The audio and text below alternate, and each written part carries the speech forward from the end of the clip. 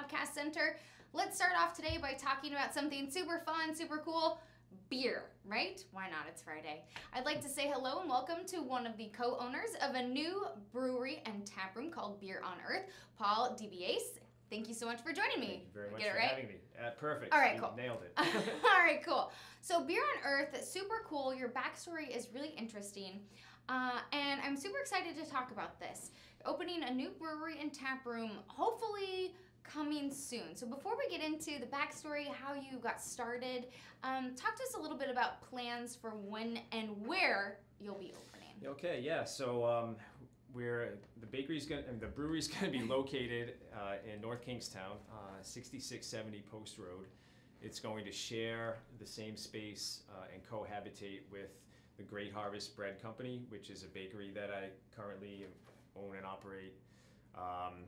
We've been there for about 7 years, so we're basically just going to add the brewery to the same space and grow it there, and then hopefully at some point move it out to a bigger location when the demand justifies. So our goal is to be open before summertime, so as long as we don't have any setbacks and everything keeps on going smoothly, which it has to this point, I think we should be on track for that. So Memorial Day weekend is kind of the unofficial goal. So we'll see. That's incredible. Congratulations. And I always think it's important to give, you said, you want to focus on the beer, not on the other company. So, and I totally understand that and agree with it. But, in Rhode Island terms, we always say, okay, well, where's something going to be? And we talk about it in directions. Oh, it's where this and this used to be. Right. So it's kind of helpful when you have a landmark to put it in, right? Absolutely. Definitely. And that's also, you've said, it's kind of integral to your business plan because it's helped you get through and kind of get things up and running. And you said it's a lot less risky because you're already established in a location, right? Right, definitely. I mean, by opening in the same spot where we currently run the bakery, the building is already outfitted. We don't have to invest anything in building it out. All we have to do is bring in some brewing equipment and set it up, and then just go from there. The town of North Kingstown has been very supportive, and they're very excited about having us in there brewing some really good beer. And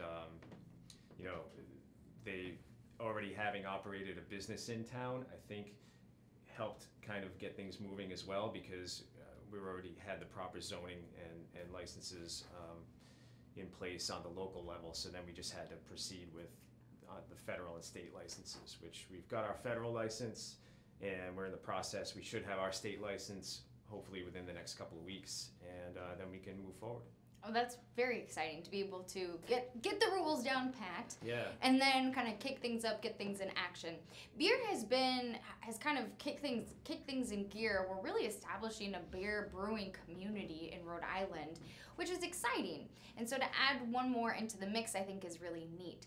Let's get into the backstory. So you and co-owner, your partner, Adam, got things started a ways back. You are kind of a craft beer enthusiast and a home brewer. So you've been doing this for a while, just kind of on your own. How did you get into brewing beer?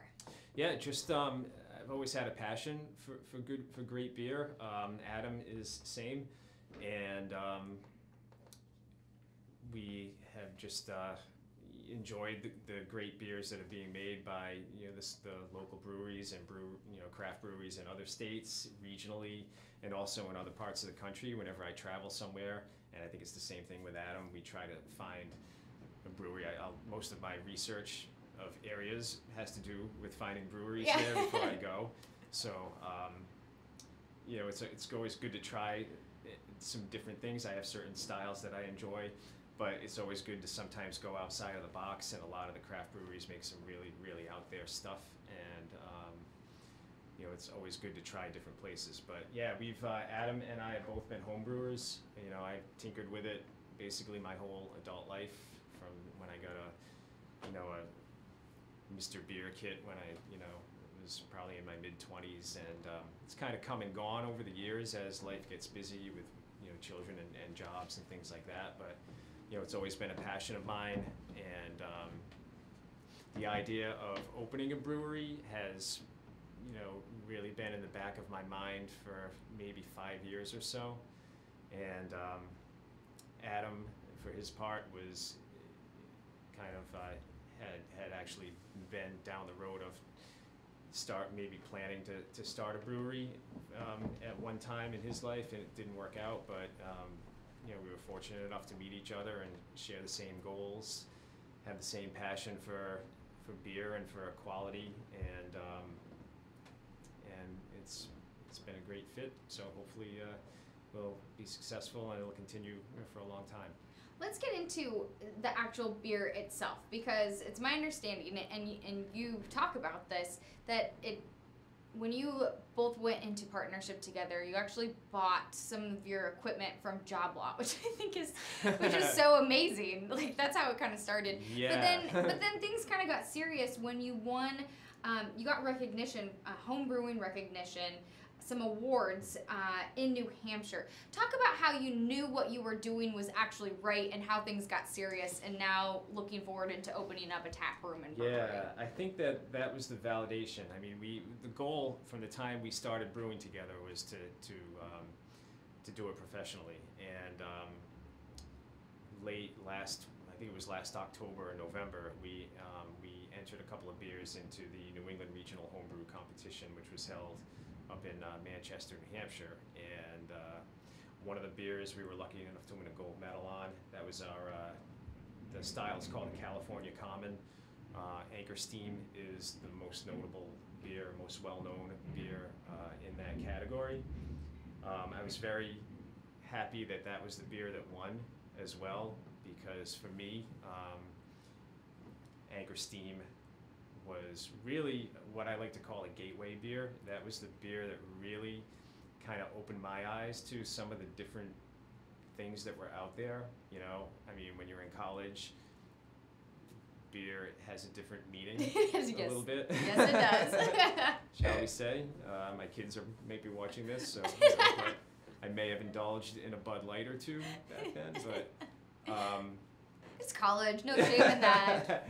But Anchor Steam is really what kind of opened my eyes in a lot of ways back in the probably mid-90s. And so to win for that category was really special for us. And we also won a bronze medal for a smoked brown ale that we made.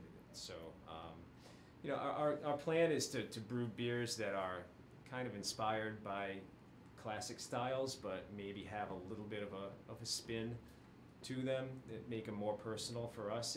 Every one of our beers, we put a lot of thought and a lot of effort into, and we hope that comes across in the final product. Yeah, that's basically what kicked it into high gear and kind of gave us the confidence that, hey, maybe we can really do this. So you thought, okay, it's not just us. We think our beer is good. Other people actually think our beer is decent too. So let's talk a little bit about the business itself. You said that once you guys get up and running, probably about 6 to 8 beers on tap. What can people expect when they head down there? You said it's important for you. I mean, just looking at the name itself, Beer on Earth. When people head down there, they come in, they grab a pint, they grab a tasting. What can people expect when they come down and see you once you do get up and running? Yeah, so we'll have a tap room that we hope to be, warm and inviting and an exciting place to come and hang out with a group of people who are all there for the same reason, because they love craft beer.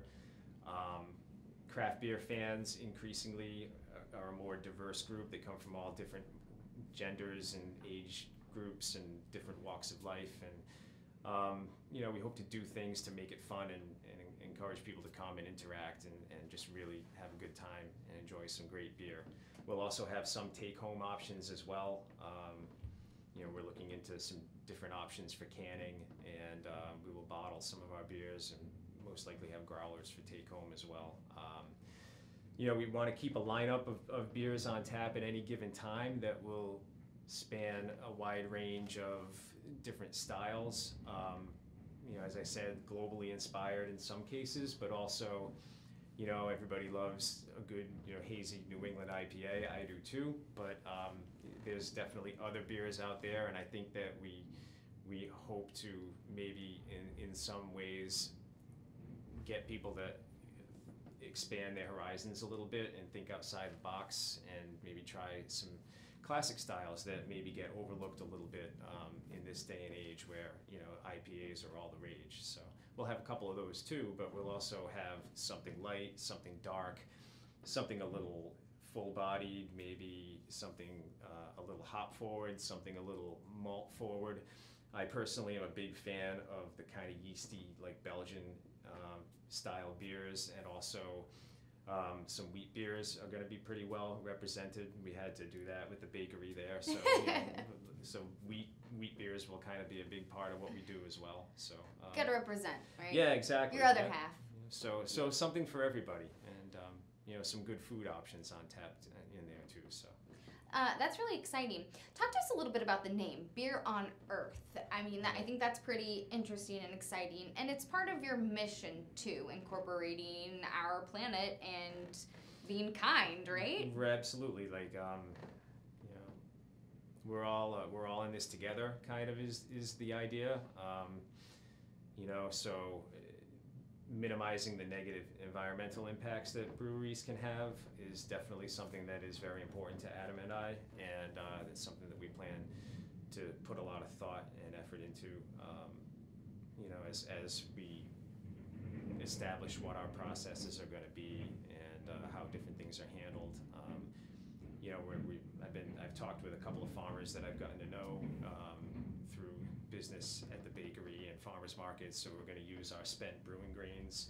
We're going to go to feed livestock at farms from, you know, people that I've met, and try to minimize the water waste and any negative impact that can have on runoff and things like that. So all of these things are things that we're going to focus on.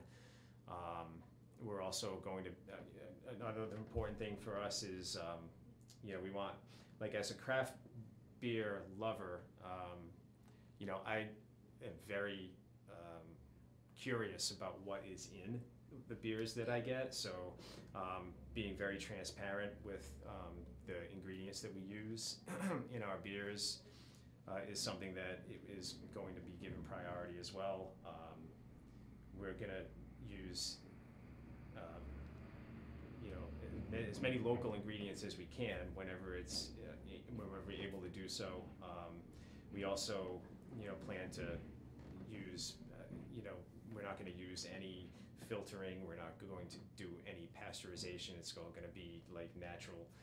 Some of our beers will be naturally carbonated. Some, when it fits the style, some will be forced carbonated, but we definitely feel like you can't rush it. You know, and great beers sometimes take time, and you know, you got to give it that time, and that's just always focus on quality and trying to be a positive, you know, impact on the area surrounding you. So that's all these things are very important to us. Yeah, I think that's neat that it's important to your mission to focus on the surrounding environment. So being the fact that you have gone into it with the idea that you want to reduce the impact that your business is having on the community, and just being able to reduce the waste. I think that's pretty powerful. Right. In your mission as you move forward. And then also, it's nice, people want to know what they're putting into their bodies. Whether or not it's alcohol or not, you still want to know what you're putting into your body. So being able to have that transparency. Right. I think it's also what was cool too, when you go, like, at least for me, when I go to do a wine tasting, a beer tasting, coffee tasting, chocolate tasting, whatever it is, it's nice to be able to sit down and chat to whoever is behind the counter. And know, like, tell me a little bit about this. Tell me about your process. Yeah, right. So being able to have that transparency, plus someone knowledgeable like yourself. Oh, what do you put in here? What's in this? Right. So that's important, right? Absolutely. And us, Adam and I, being the brewers, you know, having a presence in the tap room there, being there when customers are there, is something that is definitely. I mean, I love talking about beer. So the plan is for us to have a very strong physical presence in there and be there to talk to people and be able to spend time. And anybody has any questions about a particular beer, you know, we'd love to be able to talk to you about it. And Yeah. And they can ask you, are you still using that stuff you bought at Job Lot? There you go. And I think that's as soon as our new equipment gets delivered, I think that that stuff's gonna go. we love Job Lot, but yeah, the 30 quart kettle might be a little too small at that point. So not enough, but fun way to say you got started. So before we let you go, Paul, we have to talk about the graphic design and the art imagery that's involved with the labeling, the packaging, the design. I mean, it is Right. visually stunning, and we do have to say artwork because you are using a New England artist. Right. Talk to me a little bit Yeah. about this and what people can expect, because it is stunning. So we're fortunate enough to have the services of Paul Andrus Jr.